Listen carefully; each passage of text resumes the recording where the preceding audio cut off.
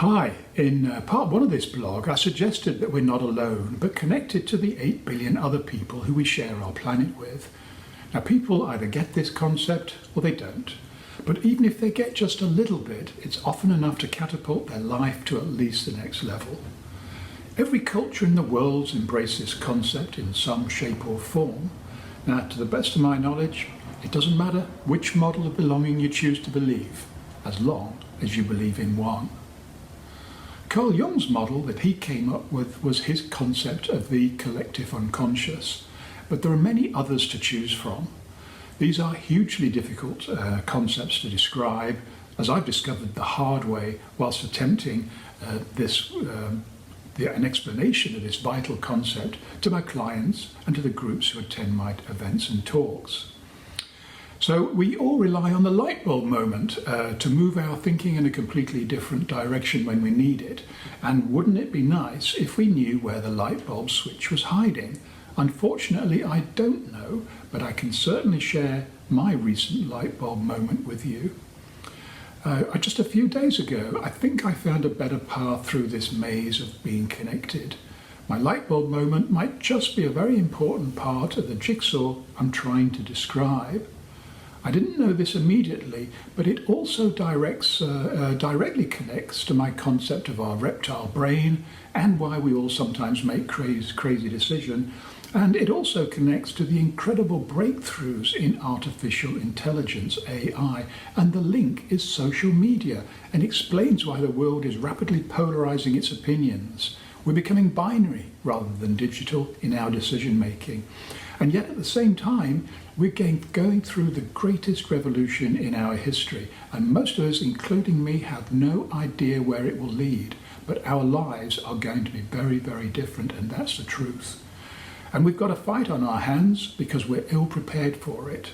Not least, we're nowhere near as intelligent as we all give ourselves credit for. Deep in our unconscious mind is the oldest area of our brain in evolutionary terms, which is why some people call it the reptile brain, and I particularly like this description. Almost all of our most important thoughts surface from this deep area of our brain. They're very simple thoughts, and the actions they lead to are predominantly binary. In other words, we always have two choices. Let me give you some examples of how I believe a lizard just might think. If it's hungry and sees a beetle, it'll eat it. If it's not hungry, it'll ignore it. If it's a male lizard and sees a female lizard, he'll try and have sex with her. If she refuses, he may eat her, or more likely, she'll eat him. If a lizard's attacked, it'll fight back, or it'll run away and hide somewhere. If a lizard's cold, it'll find a hot rock to lie on. If it's hot, it'll find a safe hole shaded from the sun. If another lizard moves into its territory, it'll fight it, or find itself a new territory. I could go on, and I'm sure you can come up with your own examples.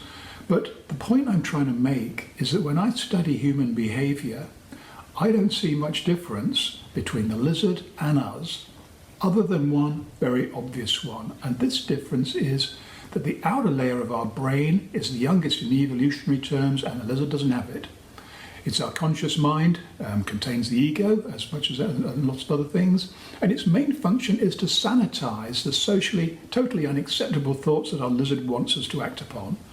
When the conscious mind is overloaded with many other decisions to make, it should therefore be no surprise that sometimes huge mistakes are made. The conscious mind will come up with multiple choices of possible decisions in any given situation. This scares the living daylights out of our poor lizard because he doesn't understand why this is so difficult. Therefore, he feels threatened. I doubt that Nietzsche thought in these terms of reptile brains, but one of his memorable quotes was something along these lines. He who has choice has torment. So what does this have to do with my opening statement, that we're in the process of the greatest revolution in our history? It's because we're now all connected in a way that our previous generations would never have been able to dream about. Because we're now connected to many other people in this world, and because of this, our decisions have become binary. just like the lizard. So in some ways we've gone backwards. This explains why so many crazy decisions are being made at the moment by apparently incredibly sensible people. There are no 50 shades of grey anymore. We're living in a world of yes or no, right or wrong. We're seeing this in our social behaviour, in our political, religious and spiritual lives. So what has brought all this about, this revolution? It is the dominance of social media and the artificial intelligence that processes monstrous amounts of information, digests it, and then gives us two choices. This makes the lizard very happy, because now the over-controlling ego, which has been used to suppress many of the lizard thoughts, has now been neutralized.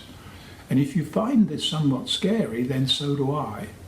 People say that knowledge is power, and if they're to be believed, then this explanation of our current connectedness just might help us to at least understand other people and their actions more. It might also help us not to take things that we do not like, and there's going to be a lot of that, but not take it too personally. The simplicity of our lizard brain can be a force for good because it's quick, but it can also be a force for evil when manipulated for the wrong reasons. AI has given such people the algorithms that are surprisingly accurate in identifying how we think and the decisions that we make when our lizard brain resonates with such manipulated information and what's now called fake news. So I leave the final words to Carl Jung, and he delivered this paper in 1936 when presenting his views about the collective unconscious long before AI. Here he goes. There's no lunacy people under the domination of an archetype will not fall prey to. If 30 years ago anyone had dared to predict that our psychological development was tending towards a revival of the medieval persecutions of the Jews, that Europe would again tremble before the Roman fasces and the tramp of legions, that people would once more give the Roman salute as they did 2,000 years ago, and that instead of the Christian cross, an archaic swastika would lure onwards millions of warriors ready for death, why, that man would have been hooted out as a mystical fool. That's what he said, October 1936 in St Bartholomew's Hospital, just a couple of miles from where I live. So that's enough for this week, plenty to think about, and I welcome your comments and questions as always.